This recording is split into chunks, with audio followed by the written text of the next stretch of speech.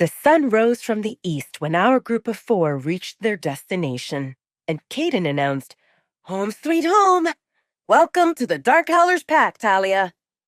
Talia observed the dense forest through which the road snaked, and Caden slowed down the car as they passed through a town. "This is Darkburn," Maya said. "Every person living and working in this town belongs to the Dark Howler's Pack." Talia nodded in understanding while observing the residential buildings with nice backyards that gradually turned into densely packed 2-story-high buildings. "We're getting closer to the center of the town," Maya continued her tour. The 2-story-high buildings had various shops on the ground level. Talia spotted a bakery, a coffee shop, a clothing boutique, a shoe store, a restaurant, a butcher's shop, a tattoo parlor, a bookstore. There seemed something for everyone, and quite a number of pedestrians filled the sidewalks. On the left, the road opened into a wide street, and Talia spotted a cobblestone town square with a clock tower in the middle.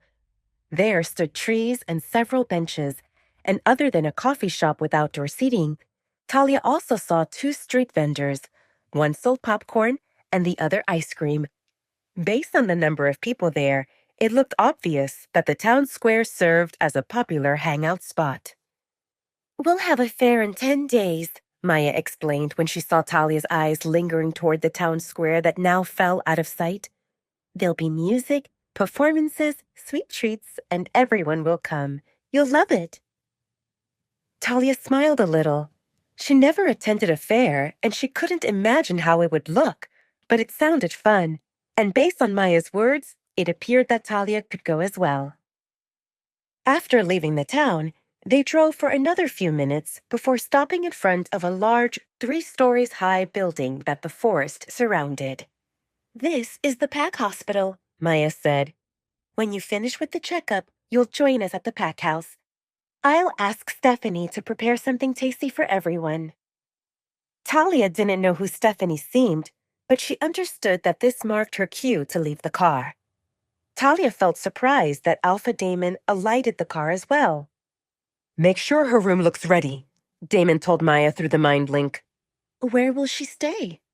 "In my old room on the 3rd floor," Damon responded. Maya didn't think much about it. "Okay." Maya turned to Caden and asked, "Which one represents Alpha's old room?" "It's across the hall from his current room. Why?"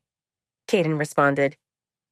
When Damon became the Alpha, he moved into the master bedroom that his parents occupied previously.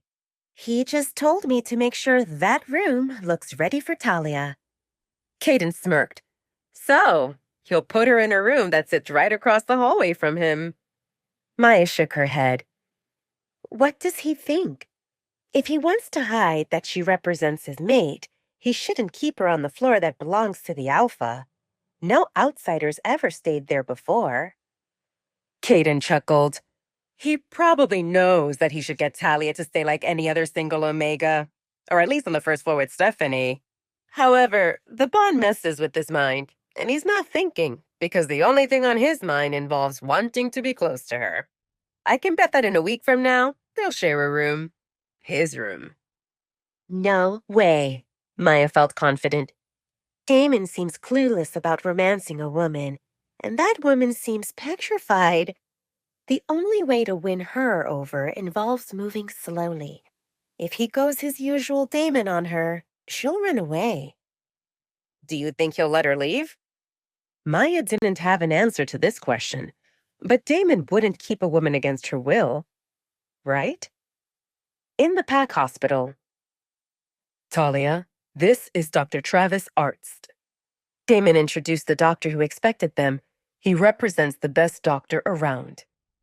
Talia watched the tall blonde man whose friendly smile reminded her of Olivia, and she wondered if all medical people had that comforting expression that made one believe everything would turn out all right. Dr. Arzt bowed his head submissively. "You flatter me, Alpha." He turned to Talia. "And you are?" "Talia, Dr. Arzt." "Please, call me Travis. Dr. Arzt represents my father, And when someone calls me like that, it makes me feel old. Okay, Travis, Talia agreed, and Damon felt irked that she agreed so easily. He remembered how much she hesitated to address him as just Damon. If I understood correctly, we need to give you a full checkup. Please, step inside and Jill and Kathy will help you change into a hospital gown. I'll join you when you're ready. He gestured toward the door on the side that stood open, and Talia saw two women waving at her. Talia glanced at Damon, who gave her an encouraging nod.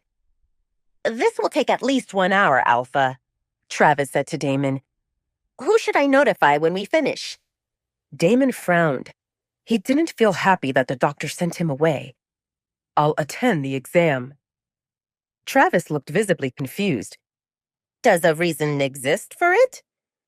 Damon scrambled how to answer this and not to say something like, I want to make sure you keep your hands to yourself. But how could he explain his need to stick to Talia without revealing that she represented his mate? Someone treated Talia poorly, and you represent a stranger. I want to make sure she feels comfortable. Travis nodded knowingly.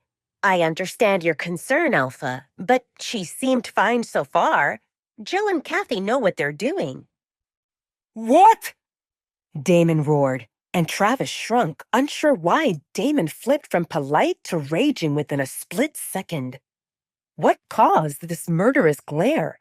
The Alpha's pressure felt suffocating. Damon grit his teeth.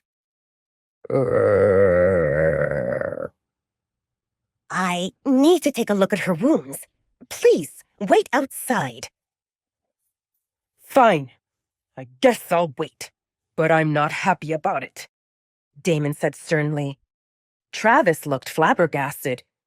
With all due respect, Alpha, I represent the doctor, and she needs an exam. I'll appreciate it if you step outside and let me do my work. I'll keep your words on my mind and minimize her exposure. Does that seem fine? Damon nodded stiffly. Anything else I need to know? Travis asked, seeing that Damon didn't leave. I think that she doesn't have her wolf.